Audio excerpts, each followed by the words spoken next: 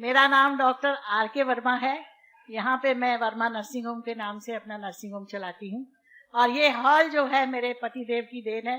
जब वो मेयर थे आगरा के तो उस समय उन्होंने बनवाया था। आज जिसमें इतने लोग यहाँ सब बैठे हुए हैं।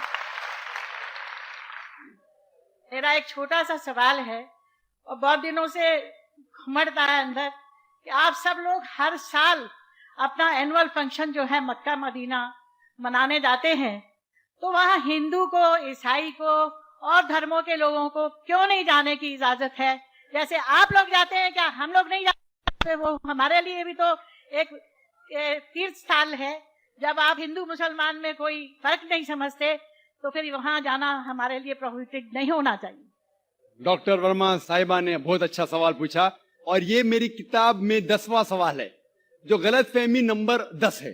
मेरी किताब आप पढ़ेंगे, गलतफहमी नंबर 10। और डॉक्टर साहिबा ने बहुत सही फरमाया कि अगर हम आलमी भाईचारे में मानते हैं तो सिर्फ मुसलमान को क्यों इजाजत है मक्का और मदीना में जाने की, गैर मुस्लिम हिंदू और सिख और ईसाई को क्यों इजाजत नहीं है? बहुत अहम सवाल। इसका जवाब है कि हर देश के अपने अपने रूल्स और रेगुलेशन होते हैं। मिसाल के तौर पे मैं हिंदुस्तानी हूं, लेकिन मुझे कुछ हिंदुस्तान के इलाके में जाने की इजाजत नहीं है जिसे कहते हैं कैंटोनमेंट एरिया। सिर्फ मिलिट्री के लोग, सिर्फ वो लोग जो देश की हिफाजत में लगे हुए हैं, वो लोग वो कैंटोनमेंट एरिया में जा सकते। मैं इन्हें झगड़ सकता हूं, मैं इस देश का नागरिक हूं, मुझे क्यों नहीं जाने देते? नहीं, ये गवर्नमेंट का रूल है। ये कैंटोनमेंट एरिया है, मतलब खाली वो लोग, वो शख्स जो लोग है, जो देश की हिफाजत में लगे हुए, सिर्फ उनको इजाजत है। ये रूल है। मक्का और मदीना मेरे हिसाब से इस्लाम का कैंटोनमेंट एरिया है। वो लोग, सिर्फ वो इंसान जो इस्लाम के लिए जान देने को तैयार है, वो लोग को अलाउड है, बाकी लोग को नहीं।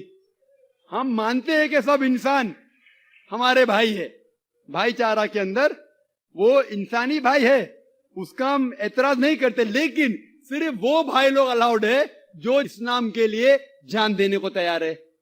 और एक इसका जवाब है कि जब भी आप कोई मुल्क में जाते हैं उसके लिए आपको वीजा लेने पड़ता है, वीजा। और सबसे डिफिकल्ट है अमेरिका का वीजा, खुसूसन 11 सितंबर के बाद। 50 सवाल पूछते। जब मैं सिंगापुर में पहली बार गया था, वहां इमिग्रेशन फॉर्म पे लिखा था कि डेथ टू ड्रग ट्रैफिकर्स, जो भी ड्रग से पकड़ा गया उसे सजाए मौत। अगर मुझे सिंगापुर में जाना है तो मुझे यह तस्लीम करना पड़ेगा कि अगर मेरे पास ड्रग्स है तो मुझे सजाए मौत होगी। मैंने कहता सजाए मौत, इतना खतरनाक सजा, नहीं मानते तो सिंगापुर में आना ममनू। तो आप अगर सिंगापुर का वीजा लेते, आपको तस्लीम करने पड़ेगा कि ड्रग वाले को सजाए मौत। इसी तरीके से मक्का और मदीना जाने का वीजा है। आप सिर्फ अपने जबान से कहो ला इलाहा इल्लल्लाह मोहम्मद रसूलुल्लाह।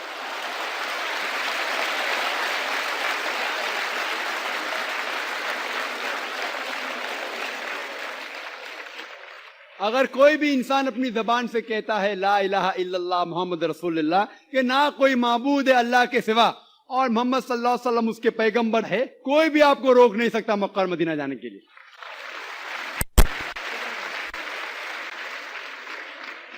मैं doctor Arjun Das, Saint Johns college में कॉमर्स का प्रोफेसर हूं।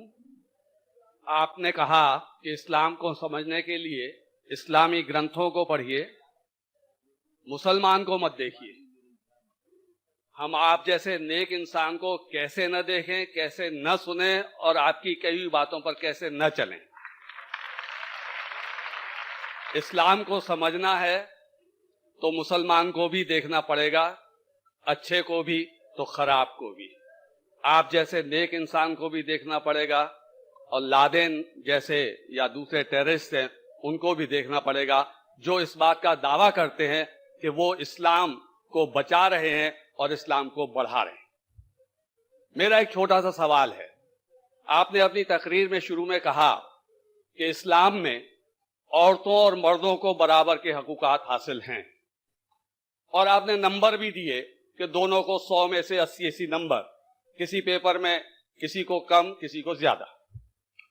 तो मेरा सवाल यह है कि खुदा के घर में خدا کے دربار میں جسے ہم مسجد کہتے ہیں، اس خدا کی عبادت گاہ میں مسلمان بہنوں کو، بیٹیوں کو عبادت کرنے کا حق کیوں نہیں دیا گیا ہے؟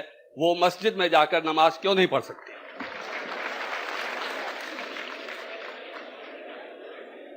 بھائی صاحب نے بہت اچھا سوال کیا. سوال کے پہلے یہ کہا کہ ہم کیسے مسلمانوں کو نہیں دیکھے، اور میری تعریف کی. ساری تعریف اللہ سبحانہ تعالیٰ کی ہے، لیکن میں یہ کہنا چاہتا ہوں کہ اگر آپ کو مرسیڈیز کار دیکھنا ہے کتنا اچھا ہے، تو ایسے ڈرائیور کو مرسیڈیز کار چلانے کے لیے دو جو ایک ماہر ڈرائیور ہے. تو اگر آپ کو اسلام جاننے کے لیے کوئی شخص کو دیکھنا ہے تو سب سے بہترین شخص ہے محمد صلی اللہ علیہ وسلم.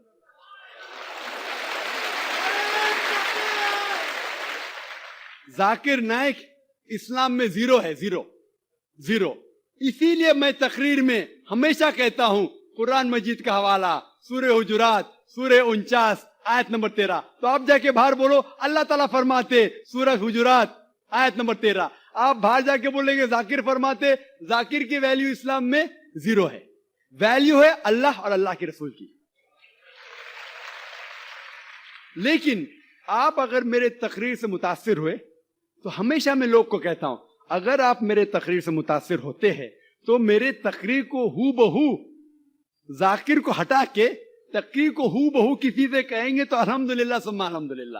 لیکن اگر کہیں گے ذاکر کہتا ہے کہ خواتین کا مقام مرد کے مقام سے برابر ہے تو زیرو ہے. یہ قرآن کہتا ہے سورہ بقرہ میں سورہ نمبر 2 آیت نمبر 228 میں. اگر حوالہ دیں گے تو اس کا وزن ہے. اسی لیے جو میں کہتا ہوں ابھی تک کہ صحیح ہے، کوئی بھی مذہب کو دیکھنے کے لیے مذہب کے ماننے والے اس سے بدلے مذہب کی کتاب پڑھو. اور اگر کسی کو دیکھنا ہے مذہب کے لوگ کو دیکھنا ہے تو جو سب سے ماہر ہے اس کو دیکھیے. تو اگر آپ کوئی مسلمان کی زندگی کو دیکھ کے عمل کرنا ہے تو سب سے بہترین ایگزامپل مثال ہے محمد صلی اللہ علیہ وسلم.